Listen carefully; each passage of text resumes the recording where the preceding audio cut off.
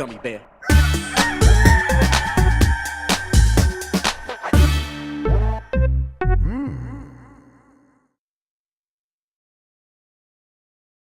It's the internet. You're busy. Let's do this for August 16th, 2024. For the next hour or so, let me help you sort through the world of gaming on Game Mess Mornings Live with me, Jeff Grubb. Today, Call of Duty is getting smaller and fixing its atrocious menu system, and video game companies seem ready to spend money again. But first, please join me in welcoming today's co-host of Game Mess Mornings. It's Tamoor Hussain, everybody. Tam, how are you doing? I am still here, and you know what? I'm struggling sometimes, but I am still here. Yeah. You know? I'm persevering. Here. Yeah, I recently got a new couch. Okay. I fucking hate it. Okay. That would be a struggle. It hurts every time I look at it. I got rid of my old couch, which I loved.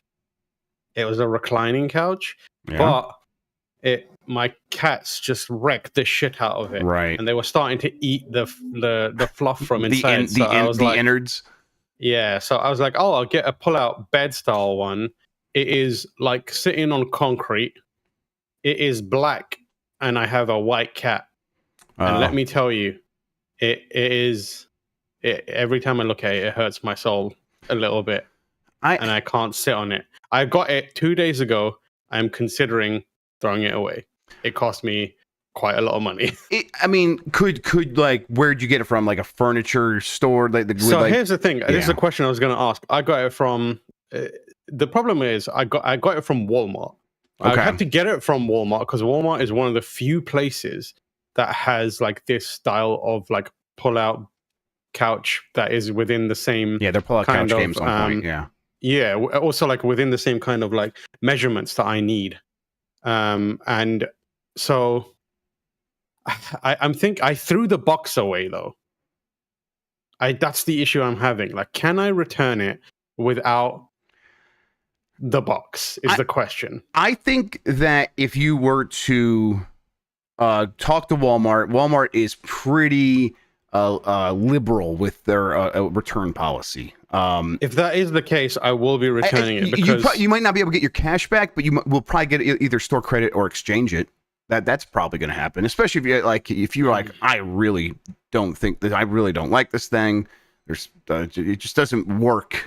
It doesn't work as a couch for me. They'll probably help you out. Will they come and pick it up? I have no idea. Because I the other day I've told some people about this. I bought a shelf, like a bookcase, to replace my current bookcase. Which now that I have a small shit couch, I can zoom out and you can see most of the bookcase. Can you see here the shelf that is buckling under the pressure of multiple Berserk? That's a lot of Berserk editions. Yeah, the gravity of the Berserk is warping it. Guts is crippling this bookshelf, and it needs replacement. It's way worse when you see it in person. It's like bending. People come in and they get nervous. I'm having conversations with them, and they keep like shiftily looking at it to be like, it's gonna fall down any minute now. But I hope it happens on content at least, Tam. Yeah. I mean, if it's gonna happen, I'd rather it not happen at all. But if it's gonna happen, if it's gonna buckle, I want it to be on video. I bought a shelf to replace it, and it was like a corner shelf, so I'd get a little more space out of it. And this is no exaggeration, and I don't feel bad saying this. I'm not precious and don't have an ego. I cried trying to put that thing together. I genuinely had a fucking top 10 meltdown. Yep. Like I was in like, tears of frustration. Uh-huh. I had that. And it reached the point where I realized it was impossible to build out of the box. Yeah. Like impossible. And you had to like modify it manually. And I just could not do it. I could not do it. And then I had this moment where it was half built. It was mostly built, but completely incorrectly. It would not be functional. And I went to bed and I sat there in bed seething for like half an hour. And I was like, I can't exist knowing that it's in this apartment. So I went, grabbed it, took it like downstairs and like threw it into like the fucking garage. I was like, get this shit out of me. That thing cost like $400. It lasted maybe 10 minutes. And Instructions have gotten so bad on these things too. Dude, I build these things all the time, and it's so infuriating. I cannot express to you how much of a impact building that thing had to me. Like, it ruined my day. Like, I was watching RKG, my homeboys playing Elden Ring, and it sucked the joy out of that. And like, it was a level of anger that I've never expressed before. So some people were like, "Oh my god, is he okay?" Like, I've never seen this before. So I was like, "Fucking." So that's the issue. I've taken an L on that. Right. I'm about to take another L on this. I just need to find a good. I think I'm now at the point where it's like, I'm not gonna buy a couch. I'm just gonna buy like a reclining chair. Just get like a bunch of bean bags, or turn your room into a ball pit. Yeah, fucking yeah. I would love that. I think that would be better than this couch. Better. Yeah, absolutely. Yeah. I think you could squeak out a win here. I think you're going to be able to talk to Walmart, get it all figured out, exchange it for a different couch, get one you like, and you'll come out ahead here. I mean, you're still going to have to probably put it together, and it's going to be a nightmare because those things just across the board suck. But I'm paying for like. But you know what the worst thing about that shelf was? Hell yeah! Here we go. That shelf is so. I'm trying to get a corner shelf, right? Everywhere I went to get a shelf, I would find a corner shelf that was that exact same shelf under a different brand. Yeah, It's so all just white label. Everywhere I went, it tormented me, being like, maybe you should try me again. And I'm like, I want to kill whoever designed that shelf. Like, I want to do it. They've killed everyone else who makes corner shelves, so you should. And I want to do it. And I want to do it in front of their family, like, so they can see it happen. Yeah, of course. They deserve the truest punishment, and their family deserves to suffer as well. Yeah, truly. Yeah, I think you're going to get this one figured out, though. We're pulling for you. Let's explain what we do here, other than get mad at furniture, because I'm also mad about it. Most weekdays, Jeff Grubb, will help piece your gaming life back together. That includes breaking news and maybe even some of our own original reporting. For all these topics, I'll get the input of a bona fide expert who will make me look smart. If you are watching live on Twitch, welcome. You can always listen to the show later on podcast feeds by searching for Game Mess Mornings, or find the RSS on giantbomb.com. You can also catch the show later with chapters and timestamps on YouTube. Hello, YouTube. All right, we have a lot to get into, so let's start the morning mess with Call of Duty is replacing its awful UI before Black Ops 6. This is from S.E. Doster at GameSpot. Call of Duty's current user interface isn't very user-friendly, with lots of scrolling needed for blocky menus that are often compared to the Hulu streaming app unfavorably. But Activision is changing this before the launch of Black Ops 6. The publisher announced that a new interface is on the way. It's amazing they have to kind of announce that they're changing this, but they are. And the Call of Duty app will receive updates to the UI that will make navigation easier. The UI overhaul arrives sometime in mid-October, but a specific date was not given for the big change. The new UI will introduce a Call of Duty landing zone where the top content will be visible on one clean page without needing to scroll. Is this where we're at with games now, Tam, where it's like fucking landing zone? Yes, we're getting landing. I'm like kind of like low key excited about this. Yeah. I will say, like, I know why it happened, and I understand it, and I respect it. But Destiny has a lot to pay for with the mouse cursor on console games. Yeah, I get it. I know how difficult it is to make scrolling through menus a thing. But, oh my God, since then, the kind of RPGification of UI is perhaps one of the worst things to happen in video game. Yep. Like, every game thinks that it's an RPG now, which most of them are. But, like, going through those systems, like going through those UI menus, like, it is... I don't want to say the art of UI is dead, because it isn't. There's games making it. And also, like, a lot of effort goes even into making those kind of menus. But they're so user unfriendly. And especially in Call of Duty, like, it's a fucking mess. It's one time, crazy mess. I feel like if I ever accidentally end up in Gunsmith in a Call of Duty game, the best way to get out is to uninstall and reinstall the game. Mm-hmm. Like, that's how you're getting out of that shit. Yep. You're stuck making guns for the rest of your life. I think the thing with Destiny was, it's like, people use touchscreens, so we need to make this so people just want to point at the thing. They just want to point at it. That's all they want. And it's like, okay, but this lowest common denominator thinking leads to a situation where it's like, okay, yeah, it functions in a way where someone could just point, but you got there by just making everything a little worse. Like, that's what you did. And it's like, is that really where we should be aiming for with user experience? But whatever. Destiny, I can live with. Call of Duty, I fucking couldn't. It was terrible. It's a terrible thing to use. Yeah, make improvements there. Completely swap that out. It should just be easy to understand what you're opening, what you're playing. And really, I mean, that leads to this other story here. Call of Duty file sizes are getting smaller, including Black Ops 6. They're also, as part of this, going to give you more options on what you install than ever before. They've done that for a while, but they're going to add even more. This is also from SE Doster.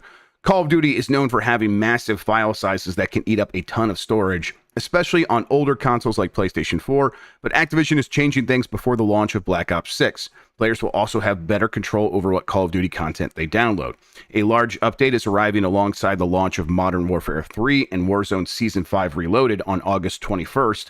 In addition to the new seasonal content, the update includes a few extra changes meant to shrink the file size, including reorganizing the game's files, separating Warzone from the default download for annual titles, and implementing new texture streaming tech. With this new update in effect, players will only be downloading the annual Call of Duty titles they purchase, and Warzone will be a separate download that they can choose to opt in and download at that time. Alternatively, they can separately download it at any time. Activision says flexibility and choice matter. We want to give players the choice to download each Call of Duty, including Call of Duty Warzone, when and how they wish. What a novel concept, Tam. I can't believe we're here where we can choose what we download. It's crazy. Every time a company, I'm not saying this is, Activision isn't the only one that does this. Everyone does this. Major companies.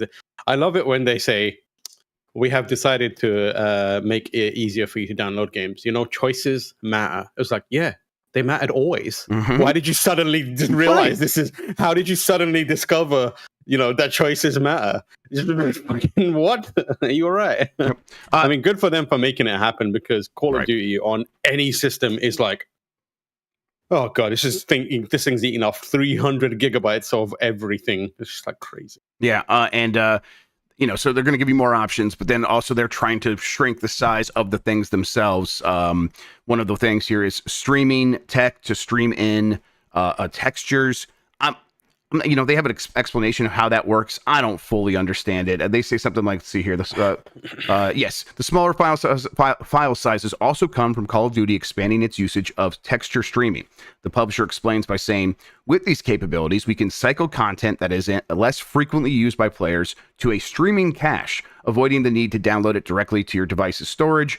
Going forward, more content will be included in this cache. As part of my new do make nothing but mischief on Fridays. Yes, please. This is what I do. I think I'm gonna start just making conspiracies up. Oh, I like this, because everyone seems to be doing it. So here's my conspiracy for Call of Duty file sizes. Activision only wants you to play Call of Duty. That's how they improve their numbers and metrics. 100%. So what they're doing is they're making the file size so big that you cannot download any other games, because the entirety of your hard drive is taken up by Call of Duty. I'm glad someone finally said it. Someone finally said it. I mean, if it's not right, it feels right. It definitely feels right. Yeah, I mean, a compelling case being made for it. Yeah, you could tell you studied law. I was very into conspiracy theories when I was younger. Like, I know everyone's like, I love conspiracy. No, but like I loved conspiracy theories. I was like in deep trying to figure this stuff out. Not like I believed them. It's like I found them fun. As like art pieces. Let me tell you, I'm afraid to admit the amount of hours I've watched Alex Jones for. Just been like, this is comedy for me. Oh yeah, when I used to work as a delivery driver, I would listen to people like him and Glenn Beck and just be like, oh my god, like what are these people thinking? How do they get there? I couldn't. Yeah, it was a hate listen. Yeah, the streaming tech, people are in chat are assuming it means cloud streaming.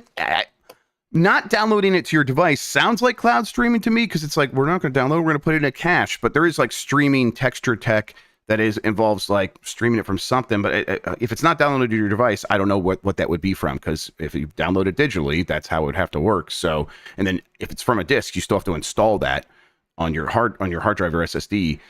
So yeah, I'm not fully sure. It sounds like they're saying streaming textures from the cloud for less used textures. I don't know. that that's something that we'll see how that works and how that functions. They've definitely been doing that kind of stuff for a while, though, so it probably is at a point where they feel more comfortable using it in certain circumstances. We'll see. Any excitement for like Black Ops 6 as a whole? Yes. Yeah. This is the first Call of Duty that I, in a long time, that I'm like actively excited about. I'm kind of perking playing. up for it a little bit. Yeah. I everything I've seen, I like the omnidirectional stuff that they're putting in. Yeah. It feels like this is something that should have happened ages ago, but it's also something that I don't believe a lot of first-person shooters that have like a multiplayer component like this have. Like, can you explain that, like what that is and how it works for people? Because I'm like vaguely aware of it. I am going to butcher it to some degree because it's a very technical thing. But the leap from the previous Call of Duties to this is basically, instead of having cardinal directions like forward, back, left, right, and then like the diagonals in between as a movement option, and then not having anything to elegantly move you between them, they have now basically put in a system where there's animations for every kind of movement. That's the thing cool. that I liken it to is the way Snake moves in Metal Gear Solid 5. Do you see how smoothly he'll like get on the floor, turn around, get up, like kind of shuffle back, that kind of thing? They have that. I think it's similar to like the way, remember when Max Payne, where he jumped on the floor and he'd like carry it wasn't like over, you didn't have to like wait for him to stand up, he'd like grab something, spin around, that kind of stuff. It's that kind of approach to it, but it means that movement feels a little more fluid. And I think they've also added like a smart movement system in it as well, where it's like it knows what you're trying to do and will just do that for you, so you don't have to like micromanage it or something. Fly by wire, sure, yeah. Yeah, exactly. I think more games should try to be like Metal Gear Solid 5, at least in how they play. So I think Metal Gear Solid 5 is one of the best playing games of all time. So, and I think we're at a point where a lot of developers are also like, we agree, and we are doing that. So I always keep Metal Gear on my consoles. Yeah, I've had it on my Steam Deck since I got my Steam Deck. I turn it on and just run. I'm just running. The running animation and the kind of like the sound and having like D-Dog next to you, it's like so therapeutic. Just running places. Yep. And like the swooshing of his like material of his just his, listen like, to Kiefer Huff it. Oh, yeah. God. Do you think that was Kiefer making that noise? No, I do not. Like, do you think they got him in the studio and were like, Mr. Jack Bauer, we need you to do this? Very little chance he did the grunts. Yes. I think the barks were probably, or the verbalizations or whatever. And then they were like, Mr. Kiefer, we need you to do the same for the dog. He would do that. He would love that. All right, let's move along here. Iron Galaxy co-CEO Adam Boyes steps down after 8 years. This is from Jordan Fragan at GamesBeat. Adam Boyes, the co-CEO of Iron Galaxy, has announced plans to step down from his position at the Rumbleverse developer. Boyes became CEO of Iron Galaxy in June 2016 after holding leadership positions at PlayStation, Capcom, Midway Games. A lot of this audience is going to know Adam Boyes, obviously, but if you're listening and you don't know who Adam Boyes is, remember that PlayStation ad that they made during E3 with Shuhei Yoshida, where they showed how to share a game and they just handed a game to one another? That was Boyes and Shuhei Yoshida. With Boyes' departure, Blasco, who is previously has worked at the company for some time, Chelsea Blasco, she will take over responsibility serving as Iron Galaxy's sole CEO. She has recently been the co-CEO alongside Boyes. During Boyes' tenure, Iron Galaxy shipped several titles, including its original IP, Rumbleverse. In recent years, the studio has expanded its work-for-hire and co-development business for top gaming franchises such as Fortnite, Overwatch, Fallout, Apex Legends, and The Last of Us. In addition to Blasco, Iron Galaxy will still have its founder, Dave Lang, unfortunately, serving in a leadership role at the studio. Boyes thanked both Lang and Blasco in the blog post announcing his departure. Boyes will stay on with Iron Galaxy through the end of 2024. While he did not share details on his plan going forward, it is clear he is not moving on from gaming. As for what's next, I'll talk about that later. The most I could say right now is that an industry that I love is suffering. My new inspirations are to find ways to help people who make games solve their biggest problems. But that is a story for another time, said Boyes.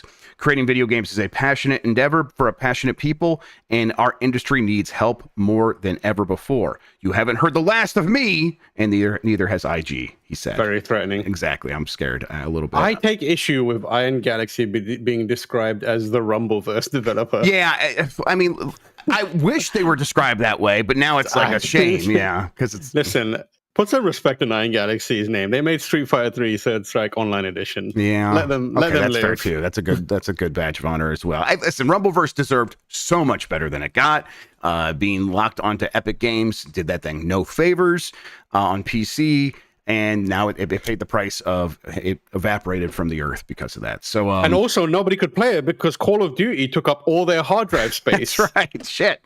Yeah, and they do work on a ton of stuff. They are co-developers on a lot of games. But yeah, Iron Galaxy going to continue doing that work. Adam Boys, one time I've told the story a bunch, but I'll just tell it again since this is kind of related to that.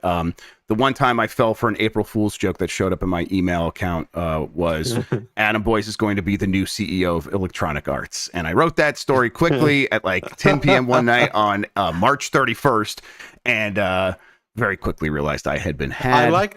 I like that it's kind of nice that you thought he has it in him to do that. Yeah, I was confidence in him. You're like, of course Adam Boys is going to look at this guy. Yeah, he's got the ability to do that. Yep. I just assumed, and I believe that's what's happening now. Get out of here, Andrew Wilson, new CEO of Electronic Arts, Adam Boys. Yeah. I was just early. The prophecy's been fulfilled. I don't know. I mean, if you are someone in his position and you're looking around saying, I want to do stuff to help people in gaming, like what options are there, do you think, Tam? I think there are loads of, I know multiple people like that now work, not now, but like are in a place where their job is to help secure funding, and also some level of like helping people figure out scalability and in their projects and coming in as like advisors on that kind of stuff. So I wouldn't be surprised if either he joins a company that is already doing that or sets something up on his own to do that. And it's a very, very valuable thing right now. People need help getting funding, and people need to someone to make sure that they're not going off the rails on anything, and also like sanity check them to be like, hey, is this a good idea to like, is this viable? And can you help us like make sure that we don't destroy ourselves in doing it? So if he does that, and like he's got a lot of experience in the industry, he seems like he's very well positioned to do that. So I wouldn't be surprised if he did something like that, but I am just guessing based on a quote that he's put out there. He could be setting up a studio called Aluminium Solar System, and gonna take all the business, just steal all their clients. Bury Dave Lang. Yeah, exactly. A couple Adam Boys stories real quick. One that he told and one that it does involve me. The first one he told was back when he was working at Midway Sports, and they were working on a bunch of games. They were making Blitz the League. And their whole thing was the NFL wouldn't let them use the license anymore. So all over their studio, they would just have screw the NFL and F the NFL and all this stuff just on banners all over the studio. And it was like, okay, that's fine because it's us. But then like some people from the NFL came to visit the studio because maybe they were going to change their mind, so that they had to rush around and take all these things down or something like that. It's like, that's incredible. And then at Summer Game Fest this year, I was getting ready to do one of the night shows, and I think it was actually in the middle of one of the night shows, and I checked my phone, and I had a DM from Adam Boys saying, is there any way I can get on the show? I don't want John Drake to break my record for the most times being on the Giant Bomb couch. And I'm like, okay, yeah, absolutely. He's like, well, I'm in Chicago. What am I supposed to do with this? I'm like, I don't know. Talk to Jen. Maybe he'll patch you in, I guess. But that didn't end up happening. That would have been too complicated. So we'll see. I will try to get Adam Boyce on the couch next time, everybody, so he can maintain. He is right now tied with John Drake for the most appearances on the couch. So we'll see. All right, next story. Activision issues cease and desist to Modern Warfare Remastered mod that shot it back up the Steam charts. This is from Chris Scullion at VGC. The creators of an eagerly anticipated mod for Call of Duty Modern Warfare Remastered say they've been asked to cancel it by Activision. The H2M is a mod for Modern Warfare Remastered that was set to be released on Friday and promised a refreshed take on the multiplayer portion of the original Call of Duty Modern Warfare 2. The mod was set to feature over 50 maps and would also include an updated progression system, as well as new attachments and camos that weren't featured in the original game. Modern Warfare 2's original suite of kill streaks were also being included as part of the mod. However, In a short statement posted to Twitter, just 5 hours after posting a trailer hyping up its release, the mod's creators have announced that the release has been canceled. Today, our team members received a cease and desist order on behalf of Activision Publishing in relation to the H2M mod project, it wrote. We are complying with this order and shutting down all operations immediately and permanently. Of course, Activision waited till after the sales bump to do that, but yeah, this this sucks, but also, I mean, we get what's happening here, right? But yeah, this is a risk that you take every single time. It just stinks because it's so much work. You could just tell how much work this took. But like, and it's a passion project for a bunch of people, but like, it was bound to happen, man. It was, but also it's like Activision was getting theirs on this. The game was selling more copies because of it, and the people doing this work were not making money from selling this thing directly. So, it's just from a legal perspective, there's so many angles into it, and so many like potential landmines that this, even when a company is benefiting from it, it can be a future proofing thing where it's just like to make sure that we don't open ourselves up to anything. We just have to nuke this thing and like take the L on any sort of like bump that we're getting out of it. But it's if you were, let's say you had a friend come to you and say, I am making one of these things, I want it to be out there. Is there a way to like sneak it out? Should I just be quiet? Should I just like kind of like share it with friends and let it spread quietly? Like how much could they get away with before they draw attention to these lawyers at these companies? I think it's like, I would ask you, what game is it? Yeah. And if it's like what company is publishing that and what company developed it. And usually you can tell you probably shouldn't do that. Like if they come up and they're like, I'm making nude mod for Super Mario Galaxy, I'll be like, just send that to me and no one else, man. Yeah, that sounds about right. I'll come over the USB stick later. Yeah, exactly. There's no way around this. These companies are going to mostly keep being this way. There are companies that are more open to mods, obviously, but this one is almost directly in competition with the thing that, like, that's, I think, really what this is all about. Is you're competing for hard drive space, and as we know, that's what's so precious. So the most precious resource to Activision. Honestly, what if it was like a bigger install and Activision was just so jealous? Yeah, they were like, "That's too big. Yeah. We need to ours is bigger." I wish there was a world in which something like this was possible. There's a world, we live in the world where a lot of mods, Fallout, London did come out. Yeah, people got mad at Bethesda for not like acknowledging it. It's like, oh no, they definitely can't do that. That does become a trademark issue at that point. Bethesda has a history of allowing people to mod stuff, so it makes perfect sense. So if someone was making a mod for a Bethesda game, you got a good chance of being absolutely fine. Yep. And also, like, you look at a company like From Software, where it's like, their PC, output is increased recently, but also for the longest time, they had no idea what the hell was going on with PC. Like the original Dark Souls came out and it was a catastrophe. So people modded the shit out of it. And like people have been making new, like additional DLCs style or like overhauls of the game. And From is just like, good luck. Yeah.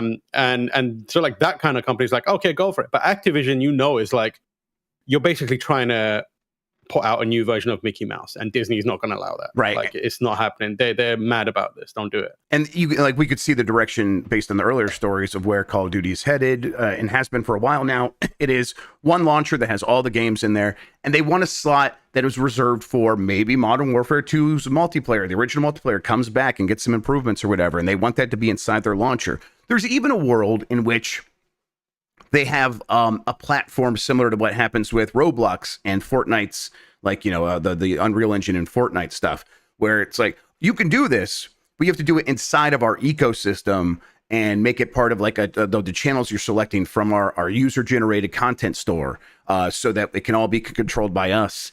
And I bet a lot of that stuff is under consideration at Activision for this game. It's probably not going to happen anytime in the next year, but it's something that could be on a roadmap for the next 5 years. And while they're considering that, stuff like this is like it could, like you said, future proofing. It could grow into a problem where people say, Why would we ever do the limited version inside of your content store when these people have done all this work and made it perfect and are supporting it and are making it better, and it's free and it's free, as a mod to Modern Warfare Remastered.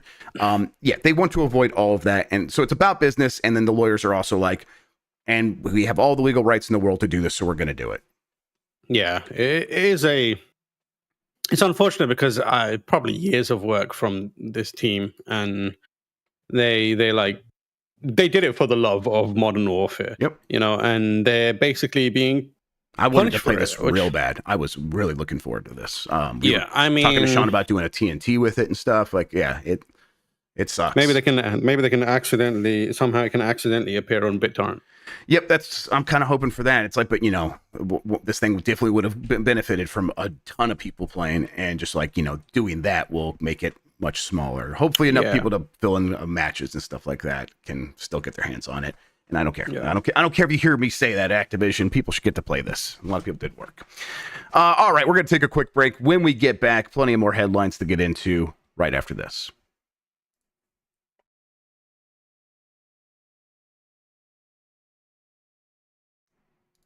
All right, we are back, and let's hit this next story here. Star Wars Eclipse's lead writer has left Quantic Dream to start a new studio. This is from Chris Scullion at VGC. The lead writer With on Adam Boyes. Oh, I'm kidding. I made that up. Aluminum Solar System. The lead writer on Star Wars Eclipse is left to start his own studio. Adam Williams, who joined Quantic Dream in 2015, posted a message on his LinkedIn page as spotted by The Gamer, announcing that he had left the studio and has founded his own. After almost 10 years at Quantic Dream, I am leaving to found a new studio, together with a group of very talented designers and developers, Williams wrote. We can't say too much just yet. We are working on something very innovative, very special, and for now, very secret. More on that soon. I've already been in touch with many of you guys at Quantic Dreams and Lucasfilm to thank you for everything on Detroit and Eclipse. It's been a great adventure. A big thank you to the team, and so on. I just kind of says thank you now. This does happen. People work on a project, that project is not out. Those people move on. They have to the project just has to continue. But I continue to get the sense that like Star Wars Eclipse feels like a game that probably is further off than ever. Like it just feels like the date keeps moving down the road because they were making a game that was kind of a pretty large scope from the beginning, and they had to pay for a lot of it themselves because again that's just the way Disney's licensing works. So they had to kind of like think about what that scope was going to be long term. I know that there was some rumors the game could come out sooner than people were thinking, but everything I've heard is like 2027 by the earliest, and now we're a few months away from 2025, and I'll be surprised if they're looking internally at this game being 2 years away. I don't know. What do you think? I mean, it could be a situation where the writing was done ages ago, and this person felt like, oh, I can dip. That's true. But I don't think that necessarily means that the game's going to come out earlier. I mean, we know next to nothing about this game, right? Which isn't always. We don't always know everything about a game before it doesn't release. Necessarily mean the worst case scenario, of course. Yeah, but it is one of those small little red flags, that you're like, not heard much about this game since it was made public. But yeah, I don't know. I feel like if we're going based on vibes, I feel like this is a game that is still quite a few years, multiple years away. And also, personally, a game that I'm not 100% certain will come out. Like, I feel like this is one of those, it has the potential to be one of those games where it's like, oh, we killed this. It wasn't going the way that we wanted. Yep. It feels like it could balloon into costs. It could be because of the game itself, or it could be because of like context and like circumstances around the gaming or even the IP. Like, who knows what could happen between now and then, now in the next few years for the Star Wars IP, or like Star Wars or Disney's interest in video games. Yeah, like they might just be like, fuck, we're done with this, kill it. Yeah, I mean, anything could happen. Yeah, Disney could have better luck with like smaller games from smaller studios instead of trying to like get Quantic Dream to blend with because this is Quantic Dream is the studio that made Detroit and Indigo Prophecy and all these things. They made story-based narrative gameplay where you're selecting dialogue options and a little bit of moving characters around, I guess. This was supposed to be an action adventure game. That does also have dialogue options, I suppose, but it was supposed to be more than what they've made before, or at least has a more verbs for players to do when they're controlling the character. So this was already going to be something that they necessarily haven't worked on before. Not that precludes them from accomplishing their goals here. They could figure it out, but that just increases the level of difficulty. So we'll see. Maybe this surprises us. Maybe there's more to the story. You know, the last time I heard about this game was a while ago, so things could have always changed. They could have hit their stride. And you're right. The story here could be that the writing's done and this person is going out on a dub and this game's going to come out and be great and the writing, everyone's going to appreciate it. And now they're starting their own studio and they're going to carry that momentum forward. That is also possible. We'll just have to wait and see. But Star Wars Eclipse just continues to be a project. Personally, I'm like, I don't know. I'll wait and see. And I'm someone I like the High Republic stuff that they've done in the books so far. So, and this was going to be the High Republic game. So I'm curious on that side of things, but beyond that, I don't know. When is someone going to make a young Anakin game? Huh? I want the young Anakin game where he's still getting his ass beat by Watto, is it? And the game is entirely power simulator for pod racing. Okay. Like it's pod races, but the only thing you do is clean that shit. You got to just like deal with all those like pod racer bots, the droids, the pod droids. Exactly. And every now and then Watto appears and is like, "You piece of shit, clean better." And he's like, "Oh." I just exciting slave gameplay from the Star Wars universe. The origin story for his dislike of sand. There it is. It keeps getting into the pod race. Right, he's got to clean it out, and then we see Watto just sprinkling more in there, and just exactly. Man. There you go. Bastard. Easy. Right. All right. New report says the games industry is showing signs of a recovery. This is from Ricky Blake at gamesindustry.biz.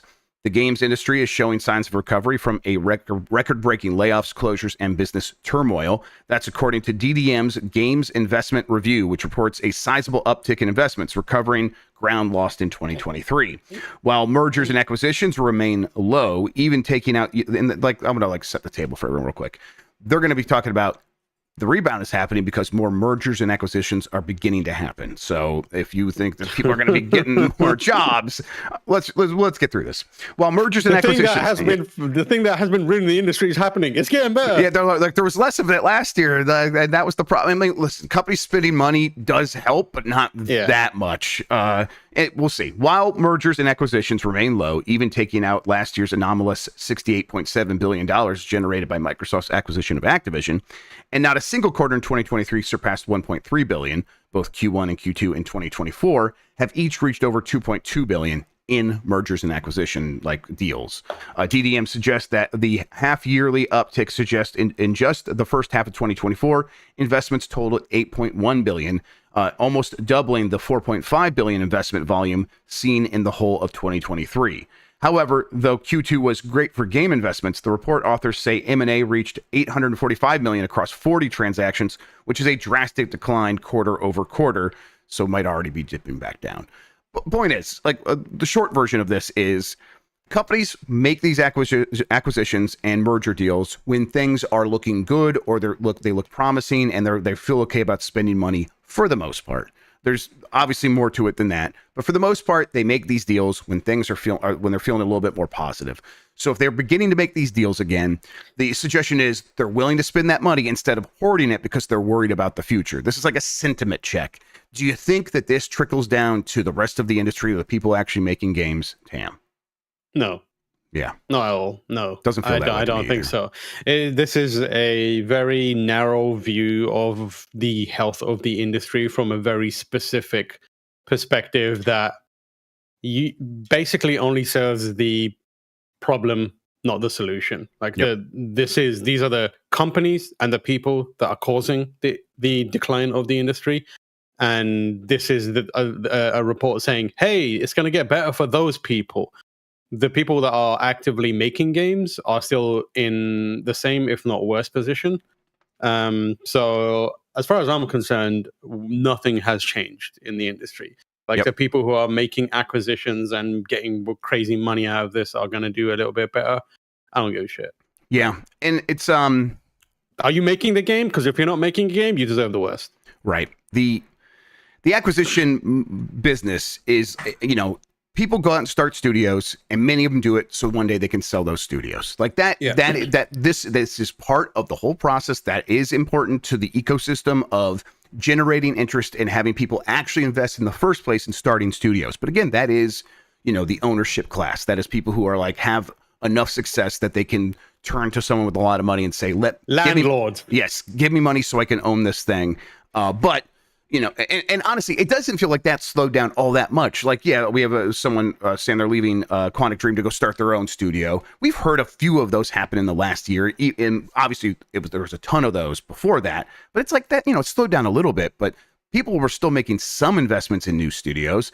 It sounded like if you were a smaller studio that already existed looking to get investment in your latest game, that had dried up. And none of this sounds like it's going to change that.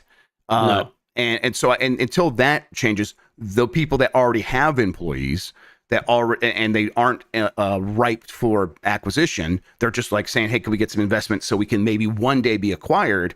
That part of the chain still seems completely broken, almost absent. So I don't think this means that layoffs are going to suddenly stop. I mean, we are on the other side of like what feel like with Bungie, like one of the biggest gut punch ones. But I mean, obviously they've all been gut punches, but that one just felt like, holy crap. Maybe they do slow down, but I think they continue through the rest of this year as these companies try to get away with the last little bit they can get away with. I think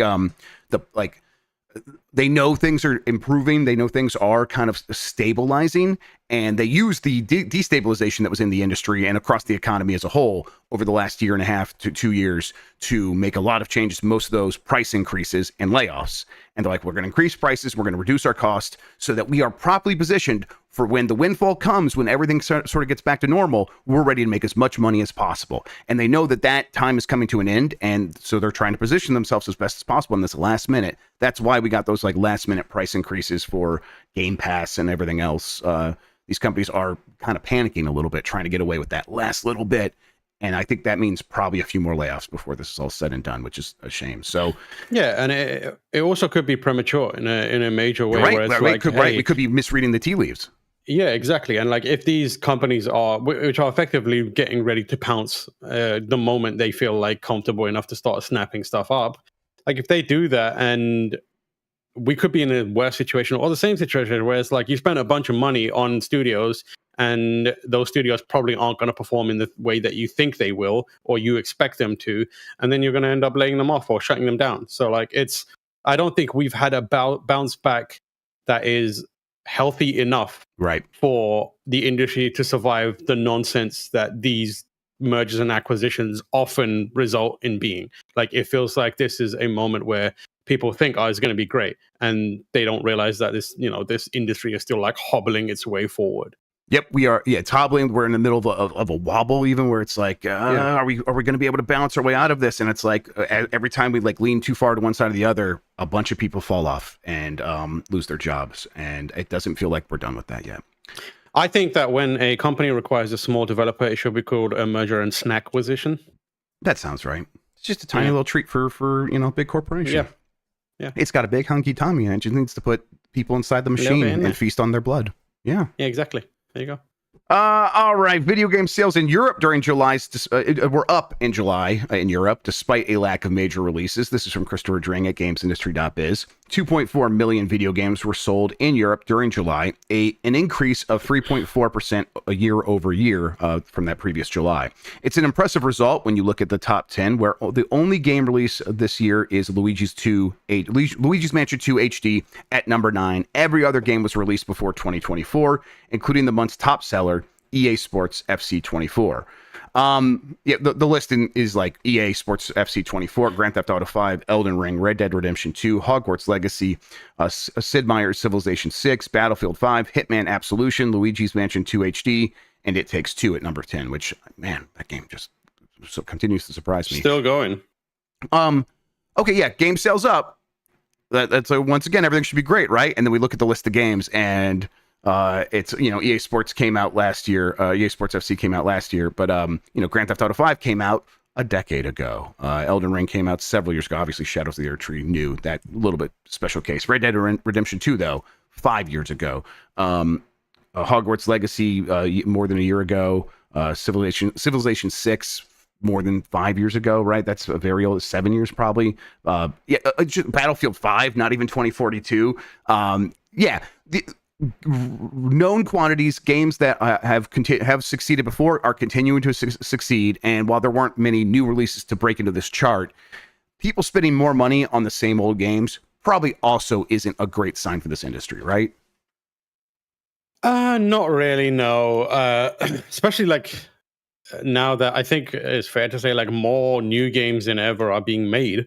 But I don't know. I feel like I'm at the point where if games are selling in any capacity, I'm like, thank God. Yeah, I mean, thank God someone's buying something. Right. The dam probably breaks, right? People are interested in playing video games. They are, they're going with the sure bets because they're probably like, I just need something to entertain me. I don't have a lot of money right now. Inflation is hurting me. I'm going to go with a sure bet, and these games have succeeded for a reason. I will go with them. But what they're showing there is they still have interest in games, and so when they do feel like they have a little bit more money, and they do look for something next time, maybe the new game that is coming out at that point is able to win them over. It's better that they're paying attention and spending money on games than not, obviously. Yeah, and like it is so weird to look at these sales numbers, these sales like charts and stuff like that, and see the same games from years ago, and also the same franchises.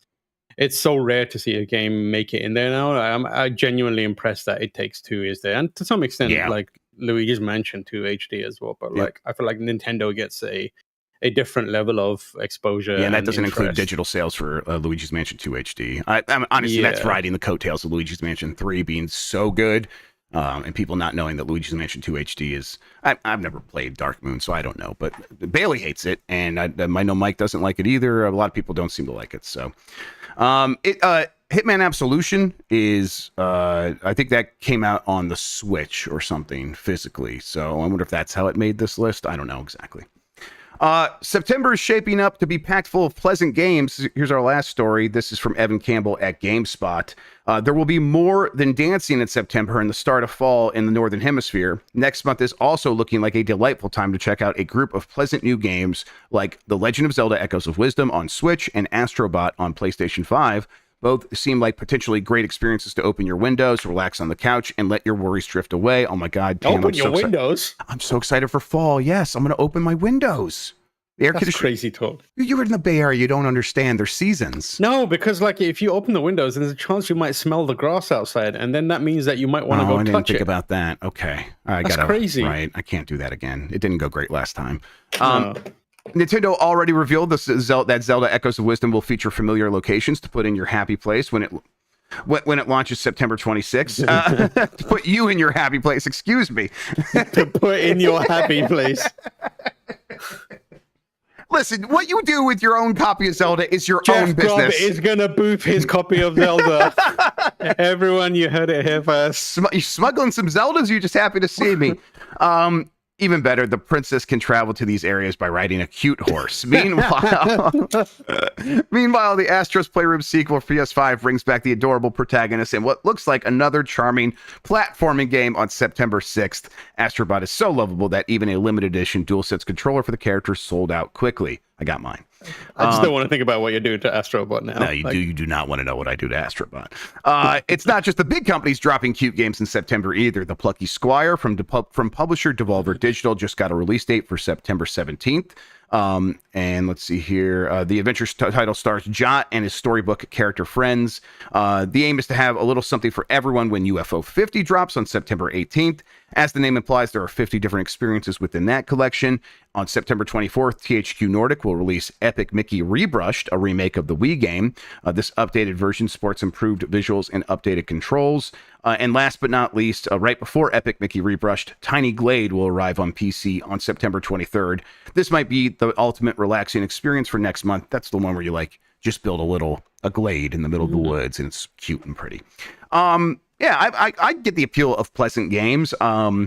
The way I play Astrobot, it's not pleasant, though. I literally injured myself playing Astro's Playroom that I had to stop playing games for like 3 weeks. But I get it. I get what they're going for here. Any of these games, what's the number one game in September you're looking forward to playing? Astrobot. Yeah. I need to boof him as well. I am enjoying quite a few of these. I'm looking forward to a bunch of these games. I'm also like into pleasant games right now. Like me I mean, too. like I've always been into them, but like Yeah, you like know, I now mean, I'm come just on, like, you're the number one Bloodborne fan, the number one pleasant game that there the is. most pleasant game Yeah. that you can find. I've been playing loads of Fields of Mysteria, which is fantastic. Everyone's Lovely little game. pointing me to that one. I'm just gonna Yeah, start playing it. I enjoyed Stardew, but it also You was could like say it, the doesn't. characters weren't hot enough for you, and they fixed that in this one. There's no. I have no interest in boofing any of them. And like now I'm just like, this is these characters are good. It's also got like a fantasy kind of like twist to it, which is nice, and Right. it feels a little more focused, if you know what I mean. But yeah, it's a good chill game. But I'm excited for Astrobot. The annoying thing is I'm going to be traveling when it is out, so I am preparing to take my PlayStation Portal with me. Are you really? And last time I did that, it was so ass. Like it was so bad. You know, I've never tried the Steam Deck Chiaki for Deck outside my house. I should see what that's like, because I have the PS5 plugged into Ethernet, and I have pretty decent upload speed. So I wonder what that would be like. But how is it to set up the Steam Deck thing? What is it, Chiaki? It got way easier. So in the Discovery Store, you'll see Chiaki. Don't do Chiaki. Do Chiaki #4 Deck. And if you use that, then there's a little bit of a process of finding a certain like ID code for your PS5 or your PSN account. I can't remember which one it is, but they have made that simple too. You kind of just got to go to a website, put sign in through your PlayStation Network account, and they give you all the information. You just put it in the thing, and it works so well. The thing supports HDR. It looks so good playing PlayStation games on there. I played a lot of college football on that thing. I can get that on the Steam Deck. I don't have to open up like the desktop version and mess around. You'll have to go to the desktop version to get to the Discovery Store, but all you need to do in the Discovery Store is download Chiaki for Deck.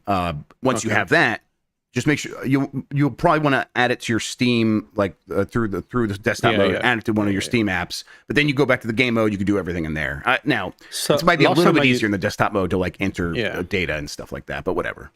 I am going to take my Portal anyway. Last time I used it was like, great.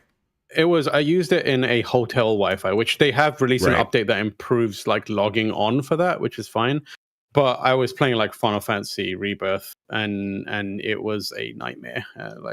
So I'm gonna be like hopefully in a position where the internet that I'll have is more stable. So I'm hoping that it works. But then again, I did try it here yesterday. Am I traveling on the 6th now? No, I travel later and before that. I did update my Portal yesterday and play it here, and I played a bit of Bloodborne, and it was artifacted as fuck. So who knows? And I've got like good internet, and it's Ethernet in, and who knows?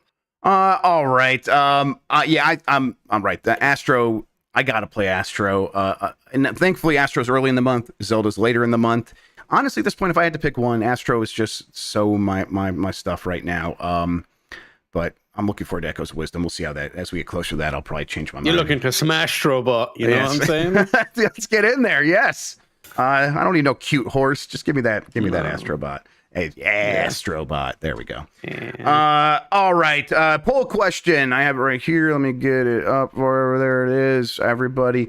That's the new question. I didn't answer this one. All right. What big Xbox game do you think will go to the PS5 next? Let me see. I'm going to make a decision. I'm going to say, I'll do Starfield. That makes a lot of sense. All right. 49% of people said Starfield. That was the number one answer. Followed by Forza Horizon 5 at 19%. Then 18% said something else. A lot of people thinking it's Indiana Jones. Then 8% said Halo Infinite. And 6% said it will be nothing. The rumor is, Tam, that there will be an Xbox game ported to PlayStation, or announced to be ported to PlayStation next week. What do you think it is? We're all just guessing here. If I had to guess, here's my thinking. If they want to make money, I think they would do Forza. If they want to recoup money, I think they would do Starfield. Yeah. So it's basically that, I think. Yeah. I mean, for me, Forza Horizon makes sense sooner rather than later, because those cars have a time limit on them, right? And then they have to stop selling those games after a few years. So put on PS5 sooner rather than later, so you can get as many years as possible selling on the PlayStation system. Also, that game rules. Yeah, also like the profile of Gran Turismo, I don't think is as high as it used to be. And Gran Right. Turismo was the competitor on PlayStation. It was their racing game. It's And a I feel very like, successful franchise, but Gran yeah, Turismo 2 was the best-selling PlayStation 1 game or something like that. That's crazy exactly. whenever I remember that. I feel like there's just enough opportunity here for Forza to also become the premier racing game on another platform, especially on PlayStation, that Microsoft are probably like, we could put that on there, and then a future Forza comes out and it's popping off way harder than the previous ones were. Yep. And I don't think Sony will be like, no, thank you, we have Gran Turismo. Yep. Because Tonka Toy in chat says Rare Replay, and we talked about this yesterday. And then real quick, Papa Tree says latest rumors Flight Sim. That also makes a lot of sense to me. It's going to be really funny when it's revealed to be Hexic. Yeah, and everyone's going to like, Rare Replay's tough because a lot of the games in the Rare Replay use the backward compatibility stuff that Microsoft built specifically for Xbox. So the N64 emulator and the Xbox simulator and stuff like that. So that'd be challenging for them to do that on other consoles and even the PC, which they haven't done yet. All right. We have a new poll question we'll get to in a second. Before we do that, Tam, where can people find you on the internet? What do you have going on? My understanding is you're traveling the world and might be bringing us some interesting stuff from Germany. What's going on? Oh, yeah. I'm going to Gamescom. Flight is on Monday. We're going to be there. Hey, stop sniffing that poo. We're going to be there for a week or so. It's going to be fun. We've got a bunch of content ideas lined up. There's going to be like a bombcast from there. Yes, and taking the shows on the road. Bombcast and Voicemail Dump Truck. Jan is still figuring that part out, so we'll see what that looks like. Yeah, everybody. we'll figure that part out. But then, yeah, we're going to be doing that, and we've got a bunch of like also appointments lined up for some cool games, and have roped in a few of the crew to do impressions on that. It's also B week, so I plan to get stung to fuck. Yeah, yes, the week after is B week. Next week is August, and then the week after is B week. Yes. Okay, gotcha. Yeah. So that's going to happen, and then from there, going to be going to PAX. PAX is going to happen, and we'll be there. We'll have 2 panels, which is exciting. Yep. Kind of like Saturday and Sunday early afternoon. Correctamundo. And yeah, it's going to be cool. Lots going on. You can find me online on the internet. You know where I am. Thank you, Tam. New poll question: which game will you be getting in September? The Legend of Zelda: Echoes of Wisdom, Astrobot, The Plucky Squire, Epic Mickey, something else or nothing. Should I put UFO 50 in there?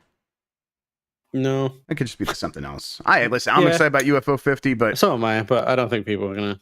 Right. Maybe. I don't want to put it because I feel like there will be the sickos who are into that will vote for it, but then it'll just get crushed by Astrobot and Zelda. I don't need to see that happen to UFO 50. Yeah. All right. If it is your something else, go ahead and vote for something else. That'll be the poll question that we get to on Monday, because that's not Labor Day, is when we go to PAX. So no, back Monday with a new episode of Game Mess Mornings here on Giant Bomb. Speaking of Giant Bomb, Tam went over a lot of it, but if you're curious about what's happening later today, Fortnite. There's some X-Men characters that look like they come from the cartoon. Cyclops is in his 97 getup, looks real great. We're going to play some of that, let Jan pop off for his boy. Look out for that in about, I don't know, the next hour or so. I'm not exactly sure. We're doing this late because I did the last day of kindergarten kickstart for Addie today. Cyclops has killed way too many people. Yeah, I hope Jan knows that he has committed mass murder. Yeah. But he is cool, undoubtedly. Yeah, I mean, honestly, I think that just makes him cooler, right? Because he looks like a goody two shoes, but he's actually a bad boy deep down. All right, Tam, thank you so much for spending today talking with me about video games, man. I really appreciate it. Thank you for having me again. I will not be here next week. Yep. You do your thing. You enjoy Germany. I hope you guys have a really good time. I'm going to miss you all. I wish I was there. I need next week when Game Mess Morning happens and I'm not here, I need everyone to just harass whoever is here and say, like, we wish you were Tam. Yep. Where's Tam? Bring back Tam. Of course. Who are you? Please Giant stop Bomb talking. Pro harassment. That's what we are here. Absolutely. That's what we are, yeah. Yep. Yeah, for sure. And thank you, everybody, for watching. Thank you for listening. You are the best audience in gaming. Until next time, have a good one. Take care of yourself, and goodbye.